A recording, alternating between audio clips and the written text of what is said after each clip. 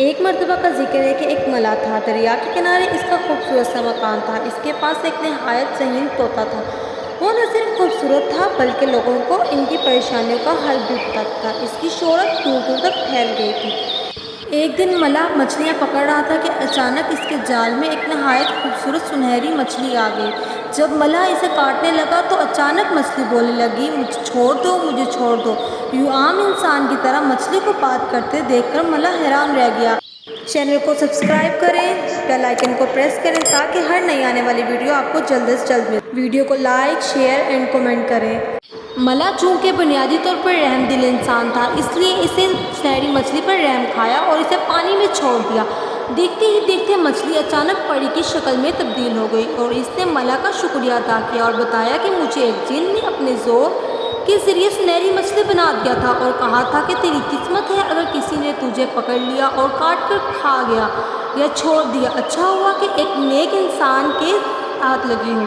شاید کوئی اور ہوتا تو مجھے کاٹ کر کھا جاتا۔ اگر میں زندگی میں تمہارے کسی کام آؤں تو مجھے یاد کر لینا، میں تمہاری مدد کروں گی۔ یہ کہہ کر وہ اڑ گئی۔ ایک دن اسی ملک کا بادشاہ شکار پر نکلا۔ وہ سارا دن شکار کی تلاش میں رہا۔ وہ جنگل میں ہوتا ہوا ملا کے گھر کے قریب آ گیا۔ جب اس کے سپاہیوں نے اس نایاب طوطے کے بارے میں بتایا تو وہ حیران رہ گیا اور اسے دیکھنا چاہا۔ بادشاہ کو یہ طوطا بہت پسند آیا۔ اس نے ملا کو دربار میں بلوایا اور کہا کہ مجھے یہ نایاب طوطا دے دو۔ ملا بہت پریشان ہوا۔ اس نے عرض کیا کہ بادشاہ سلامت، میں اس طوطے کو اپنی جان سے بھی زیادہ عزیز رکھتا ہوں، میں آپ کو کیسے دے سکتا ہوں؟ پھر بادشاہ نے کہا میں تمہیں ایک محل بنوا دوں گا، لیکن پھر بھی ملا نہ مانا تو بادشاہ نے کہا میری شرط ہے کہ تم میرے 2 سوالوں کا جواب دو۔ اگر تم نے میرے سوالوں کا جوابات نہ دے سکے تو بھی یہ طوطا میرا ہوگا، اور اگر تم نے جواب دے دیا تو پھر نہ صرف طوطا تمہارا ہوگا بلکہ اتنی دولت دوں گا کہ تمہاری 7 نسلیں بھی عیش کریں گی۔ ملا نے پوچھا وہ 2 سوالات کیا ہیں؟ بادشاہ نے کہا میرا پہلا سوال یہ ہے کہ وہ کون سی چیز ہے جو ایک دوسرے کے پیچھے لگی ہوئی ہے؟ میرا دوسرا سوال یہ ہے کہ وہ کون سی 2 چیزیں ہیں جو پہلے 4 پھر 2 اور پھر 3 ہو جاتی ہیں؟ بادشاہ نے اسے 1 ہفتے کا وقت دیا۔ ملا بادشاہ کے سوالات سن کر گھر آیا اور پریشان رہنے لگا۔ ہر وقت وہ انہیں 2 سوالوں کے بارے میں سوچتا تھا۔ اس کی راتوں کی نیندیں بھی اڑ گئی لیکن اسے ان سوالات کے جوابات نہ ملے۔ بالآخر طوطا بھی اپنے مالک کو پریشان دیکھتا رہتا۔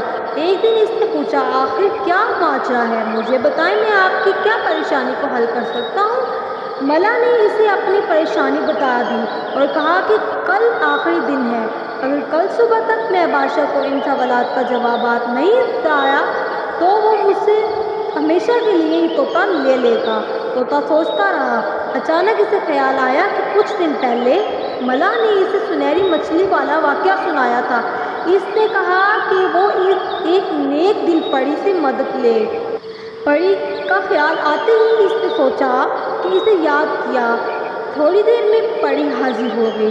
ملا نے پری کو بادشاہ کا سارا واقعہ بتایا۔ پری نے 1 منٹ میں دونوں سوالوں کا جواب دیا اور اس نے پری کا شکریہ ادا کیا اور بہت آرام سے رات کو سو گیا۔